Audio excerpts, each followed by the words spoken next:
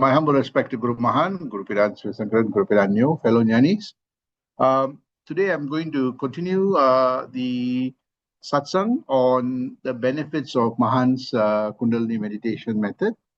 As you know, there are so many benefits of practicing meditation, and I will give you a summary of what that is, and then talk about more newer things that you may probably know, but some of the benefits of meditation. Most people ask this question. I'm practicing meditation. I feel relaxed. I feel happy. I feel peaceful. But how do I, when I get out of meditation, what how do I keep it going? And does it impact? Does it contribute to the quality of my life? The answer is yes to everything, right? So, and here it is that it's not just speaking theoretically, but I'm in my own experience of practicing this great Mahan's meditation technique and how it has helped me in many facets of my life, but also observing Swamiji's life, observing Guru Sankaran's life, observing people who are practicing this meditation that have actually practiced it properly. There are many people practicing it, but not many people, there are very few that really understand his teachings and practice it properly to get the best out of this meditation. So, as I said, I always start with Mahan's meditation technique. It's very simple. You've got 3 stages. You don't need to chant anything. You don't need to do all kinds of complicated asanas and all those things. The gurus will teach you how to awaken the force, through these 3 stages of initiation process. And if you do this, and if you practice this diligently, regularly, consistently, every day, you see micro level changes starts taking place, in our brain, in our body, our mental state, and so on. And slowly, that micro level, you can see that the changes, the transformation, more major transformation changes that takes place. So, and the most important one is, as you practice, you discover your own spiritual connectedness. It's what I call spiritual compass. You always feel that you have that, the force that guides you, the kind of sense of quietude, a sense of, inner force or inner resources that guides you. And you see that the mind always, tries to understand what the concept of God is, the concept of the universe, and also the concept of the self. It really intensify. It's, one will start, becoming curious of all the religious teachings, the spiritual teachings, but with a rational, logical, and scientific lens. And this is what happens to you stop, getting caught up in dogmatic belief systems. You always want to know why something happened. And this is the first spiritual connectedness, that the discovery of one's own spiritual compass. And I showed that the spiritual connectedness helps with the health of our body, our mental and emotional state, our intellectual capital. It then helps us with our creative capital, helps us to be creative in whatever endeavors that we undertake. And slowly over time, you discover your own natural talent that nature's blessed. As I always say, nature's not given everybody everything, but nature's given everyone something special. And through this practice, you discover your own, special talent that nature is embedded in us. And that day, when you harness that natural talent, you start, what I call, you become more confident. You have this, social capital, ability to interact with everybody. You don't feel inferiority complex nor superiority complex. You feel, everybody and everything you can learn from and also contribute. So that emotional intelligence becomes much more expanded. And I said that, when you do that, you see that you're able to tap from multiple sources, multiple people, and you see that you're able to then tap into the infinite possibilities and potentialities, which actually gives us this very important capital called the empowerment capital. We feel self-sufficient. We feel, in our language, we say paripurnam, complete. So that empowerment is really important because you're not dependent on anyone for any happiness or knowledge. You know how to look for that knowledge, search for that truth. But that leads to the discussion today, which is actually, if you come to the 8th step, something very interesting happens. You nurture this wow mindset, and I'll explain that shortly. And that wow mindset is actually nurtures the leadership capital or the leadership qualities, right? And what that is that you have to have that spiritual connectedness and the whole 8 things to be able to then see that leadership, the leader in you starts emerging. What are the leadership qualities that one, acquires through this practice? And I'm going to document my own experience of some of the practices and how it led to some of the leadership qualities and helped me lead many things, from, the family leadership, the professional leadership, the social community leadership, and so on. So you see that how all these leads to, and you see, Mahan was a leader in his own area, in his own field. So what is this leadership quality that one acquires through this practice? And this is the beautiful part, that as you start practicing Mahan's meditation, introspection, contemplation, reflection, and meditation and service, you see that you start nurturing the leadership qualities. Many people talk about leadership, but actually they don't understand what leadership is. Many people talk about, this is what a leader is, but it has to be something one experiences it. And Mahan actually showed by his own experience. What is that first quality? There's a self-awareness. You become aware of your own inner power that nature's blessed you, that infinite possibilities and potentialities. You'll only be able to know that if you have that 1 to 8, that spiritual connectedness, mental peace, intellectual capacity, capability. Slowly you see that you become empowered, and there is a self-awareness that actually everything starts and ends with me, the self. So this is something that happens, that it is not about other people, it is not about other things, it's about me. How I curate and design the world depends on me, right? If I'm positive, the world, responds in a positive way. If I'm negative, the world responds in a negative way. So the self-awareness at the epicenter of all goodness and all negativity starts and ends with us.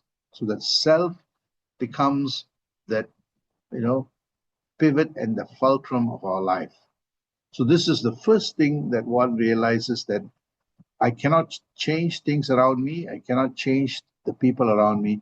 I can change myself. So this is the first qualities that we acquire as part of the leadership, is the full control of our own self. I call this the CEO quality, Chief Enlightenment Officer. We are the first Chief Enlightenment Officer of ourself, our body, our mind, our intellect, all our social relationship. We have that full control, right? So the self-awareness. So if we have that, if we are the Chief Enlightenment Officer, then we become the CEO, Chief Executive Officer. We have executive power over everything in our lives, right? So the self-awareness is one of the first qualities. The second one is respect. One of the key qualities of a leader is they respect everyone and everything, including the adversary, including the people that give them a hard time. There's always that respect that, one has. This is a leadership. This is part of the leadership qualities that one. Yes, you may disagree with people. Yes, you may, not have the same view, but you have to respect their point of view. So this is an important quality. Sometimes I see people argue for, the sake of arguing, and then you see that they become all disrupted and, impacted. The third quality of leadership is compassion. Yes, compassionate to the people that work with you, compassion to society, compassion. This is where the service component comes in, right? It is not just about money or you or ego. It is about that greater, the greater value that you create for society. So this is another important quality. And I found that as I was practicing meditation, I became more self-aware of Mahan's meditation method that unlocked the force. There's a sense of respect and reverence for everything, from Mother Nature to people around you, a sense of compassion. The third one is vision, very, very clear vision of what is the purpose of life and what is it that we want to achieve in this life, very, very clearly. That's what a CEO does, Chief Executive Officer or Chief Enlightenment Officer. A clear vision that the things that you want to achieve in this life, clear vision that things that you are going to make sure that does not distract you from your journey. So that vision is so important. The other important aspect is communication, and this is very important. Part of the leadership is to be able to communicate to everyone, not just the educated and the professional stuff, at all levels of communication. I have seen this Mahan communicate to people of all walks of life. Sometimes he doesn't understand their language, they don't understand, but somehow he communicates with them. So that the whole idea of leadership is to be able to communicate with the people that work with you, with your family, with your society, with your clients, with the people outside, to be able to articulate your ideas in the best possible way. The communication can only be articulated if there is a clarity of thought, if there is a synchronicity of the thought, if there is this clear understanding of what you are experiencing and what you want to convey. So that communication, a good leader must be a good communicator. The sixth aspect of leadership is about learning agility. That means that you are continuously learning new things. What may be today, something may change tomorrow. So that continuous learning is very important. A leader never stops learning. A teacher is always a student, and there's always that constant learning that every day you pick up something new, you learn something new. Something very interesting happens when you learn something new. There is a switch that takes place in your neural pathway, and it becomes more and more sharper and more focused. So this is another important quality of a leader. The next one is collaboration, ability to work with everybody, cooperate and collaborate with all people of all walks of life. There are times that I don't know. I'm open to learning. There are times that I may know something the others may not know. So I want to share that. Share knowledge, share resources, share inspiration, share good words. All these are key facets of leadership. That collaboration is very important. If you can't collaborate, you would not be able to be successful. The other aspect is influence. A good leader is very influential.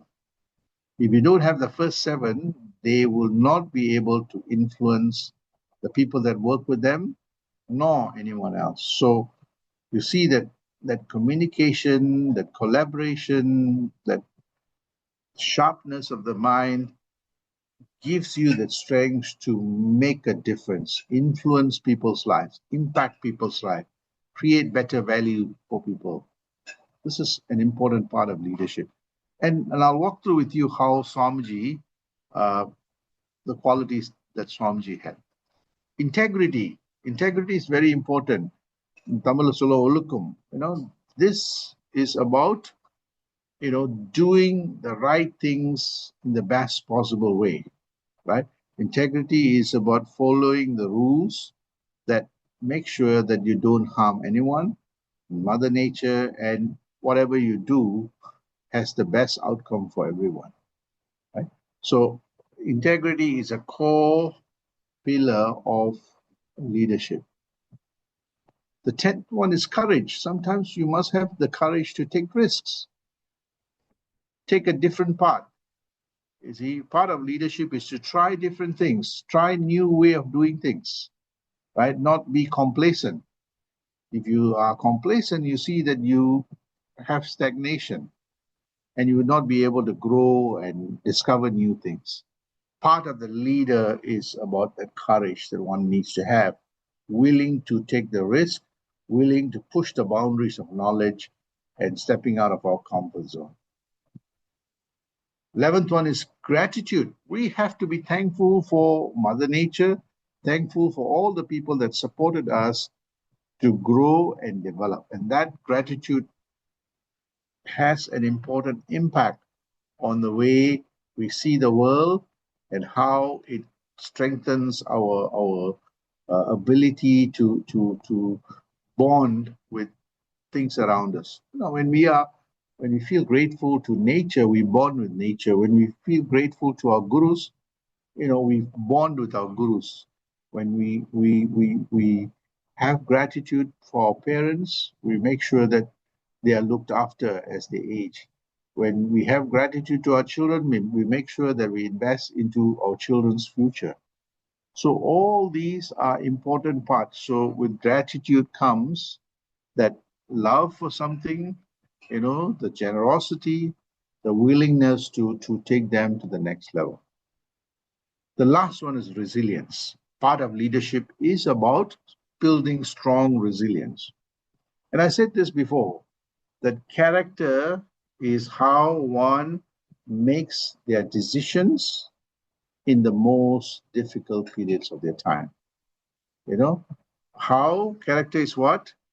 Character is the decisions that we take during the most challenging moments of our lives, right? If we are fickle and if we are not strong, you see that tells you weakness in the character. But if it's okay, no problem, you know, let me handle it calmly, coolly, you see that's the character that you know emerges. So why am I saying all this? What has this got to do with meditation?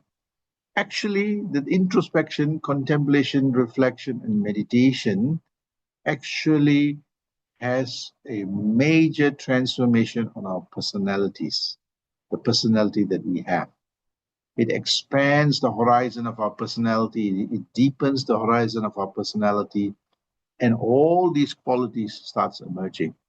And that's when you start seeing leadership, you know, in leadership, maybe in the family, you know, many people are in the family, but they say they see a strength in you as the person that they go for advice.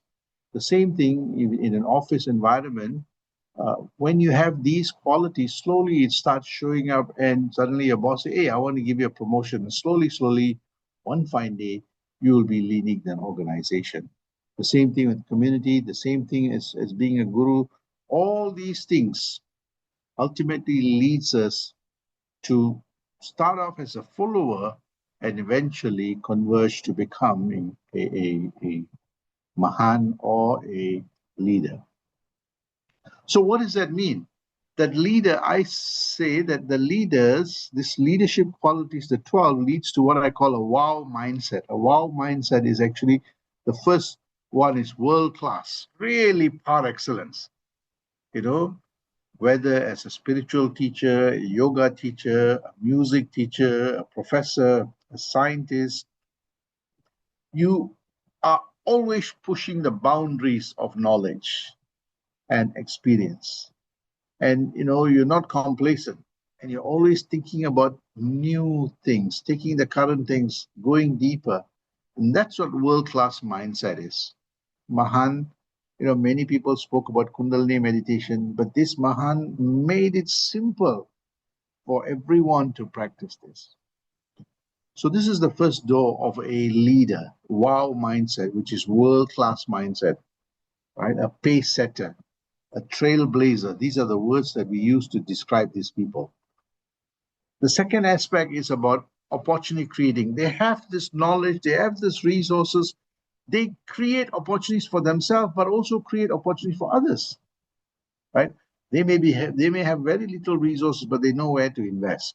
They may have very little, resource. They invest into their education, and you see that slowly over time they get scholarships, and they bloom. They may have very little financial resources, but they're able to save it, buy a property, and eventually, uh, do very well. They may have, they may learn something and share that knowledge, and over time they learn from others because of the social interactions and the emotional intelligence they learn from the world, and they also impart back. And you see that eventually they become Mahans and great saints and sages. So, an important quality of this leader is actually of being able to create opportunities for themselves, but also more importantly for others. And whatever opportunities they create opens up the third door, which is winnable. It's always successful, you know, and you see that whatever they do, somebody benefits from it. Someone will see a fantastic outcome. So it's winnable. It wins the hearts and the minds of the people. First, wins the hearts and the minds of you. You feel so fantastic. Wow, I discovered something that made a big difference, right? You feel motivated. You feel inspired. And others, you share to them and makes a difference in their life. They feel motivated.